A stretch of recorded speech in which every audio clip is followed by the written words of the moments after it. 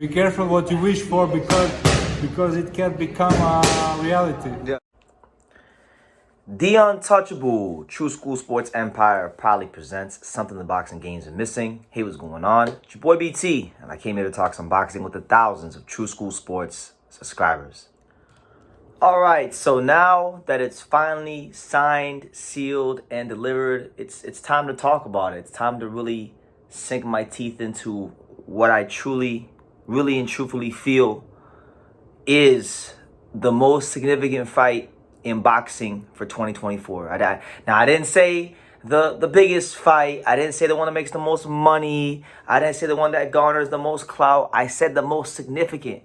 And what I mean by significant is the one that has the most significance towards being great in the sport of boxing. Because I feel like the winner of this fight cements themselves as an all-time great in the sport. I feel like the winner of this fight is going to be immortalized in boxing history forever. This is, in fact, the holy grail of boxing. This is, in fact, the undisputed light heavyweight championship of the world. This is, in fact, Artur Beterbiev versus Dmitry Bivol. Dmitry Bivol versus Artur Beterbiev, the best and most significant fight in boxing. So let's talk about it here on True School Sports. Y'all can save the date, June the 1st, Saudi Arabia. Turkey Al Sheikh and the fine folks there have made this fight happen for the boxing fans, for the sport. And I really don't think you can pick a better matchup in boxing. I mean, it's been discussed many times, but this is my official initial thoughts video on Beterbiev versus Bivol. I've said it many times and I'll say it again. I feel like this fight right here is the purest boxer in the sport. Dmitry Bivol, 10 world title defenses, world champion 7 years, has mastered the art of boxing like nobody else in the sport. Taking on a guy in Artur Beterbiev, a guy that has had 20 fights, 20 wins, all by knockout, 3-belt, unified champion, the most destructive finisher in boxing. So to me, I feel like you got two fighters that are actually the best at something in boxing. Bivol is the best in boxing at being a technician and being a guy that can transition from offense to defense and defense to offense seamlessly. Artur Beterbiev is the best at getting you the hell out of there, you know? So let's talk about let's unpack it. What are the keys to victory for both guys? What are the keys to victory for we'll start with Bivol, right? Because Bivol is a great boxer. Bivol is worth talking about. Bivol, one thing that has made Bivol so great and so effective over the years is his ability to feint, his ability to freeze his opponents, break their rhythm, change the cadence of their punches so that he can do what he wants to do. So like Bivol's got very intelligent footwork where, you know, he might foot feint you. He might feint you to the body, but he's very good at just getting you to freeze just enough to either get to his next move or get his jab off and get to wherever he wants to be in the ring. He's very good at that. And I you know, personally, I think if Bivol, if you look at Bivol's resume, you know, he beat the great Canelo Alvarez, one of the best fighters of his era, and he's beaten a lot of good champions. Like he beat Joe Smith Jr. before he became champion. He beat Jean Pascal, who's obviously very, very tough. He's done his thing in the sport of boxing. But I'll say it like this: if Bivol is able to navigate and offset and outbox Artur Beterbiev, in my humble opinion, and this may be this may be a big statement to some of you guys out there. You know, all respect to all the great technical fighters in the sport.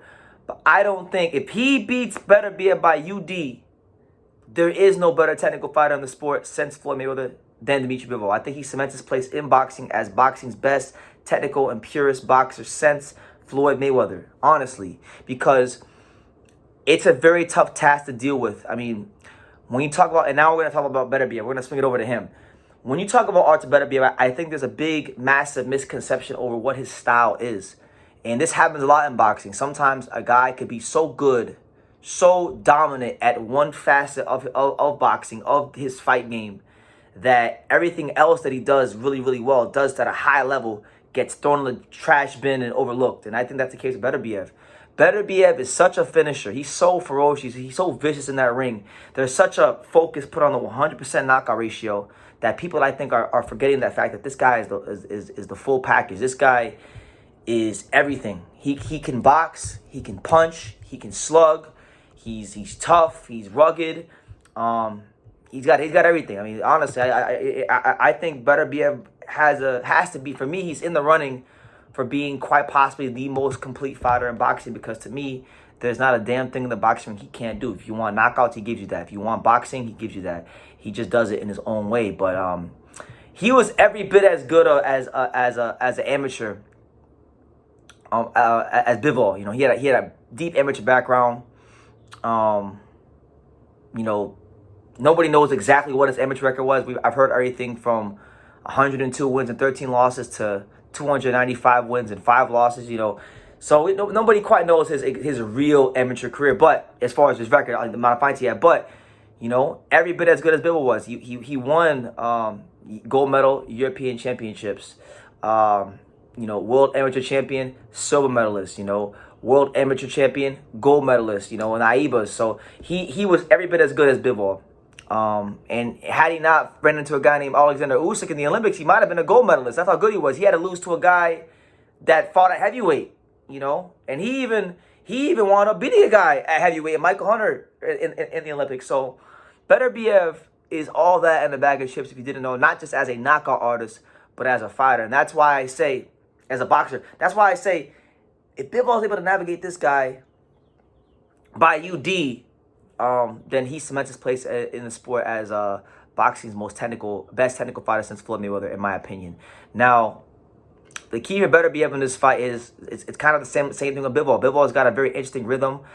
He does a lot of, I guess you could say, like pendulum stepping, and he has that old school Soviet style, that rhythm that is very hard to master.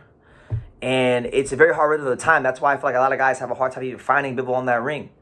That being said, Beterbiev is a master of breaking guys down, and he's got one of the best jabs in the business. That's why he gets a lot of stoppages. It's not just that he loads up. He's got one of the best power jabs in the business. So Bivol is gonna have to offset that jab. He's gonna have to be. I think Bivol is gonna have to be very, very careful and very tactful of when and how he exchanged that jab with Beterbiev. Because remember, Beterbiev's jab is like a sledgehammer. So Bivol is gonna have to get in and get out, because if he tries to exchange power jab for power jab, he could actually wind up getting hurt and knocked out. That's how hard that jab from Beterbiev is coming in. So that's something to watch out. But Beterbiev is gonna have to gain command of the real estate on Bivol, cut that ring off, put mental pressure on him, and ultimately get his timing down, because inevitably, I think Beterbiev is going to have to make Bivol fight. And if he makes it that kind of a match, then I think obviously it would favor him. And ultimately, look, as great as Bivol is, and he's great enough to do anything. Like I'm not ruling Bivol out from outboxing Beterbiev or anything like that, because he's that damn good. Like, I want to make that very, very clear. I'm not downplaying Bivol, none of that here. But, however, doesn't matter what they presented to Beterbiev. It doesn't matter if it's been a slick black American, European style, stocky fighter, tall fighter, hard punching southpaw like Callum Johnson. You know, any style, you know, Beterbiev has ever seen in the boxing ring when it comes to the light heavyweight division. Didn't matter if he started fast, didn't matter if he started slow. The result has been the same every single time. And I think in this fight, it'll be no different. I think in this fight, as great as Bivol is, and he's damn great. You know, he's amazing. Beterbiev didn't exist. I don't think anybody would beat Bivol. But Artur Beterbiev, to me, is just a little bit better than Bivol. Because I think, look, as great of a boxer as Bivol is, I don't think the gap, if there is a gap, because I'm not even sure if he's a better boxer than Beterbiev. You know, honestly, that might be a hot take. But if there is a gap between them as technical fighters, it ain't by much. It ain't as wide as some people like to think.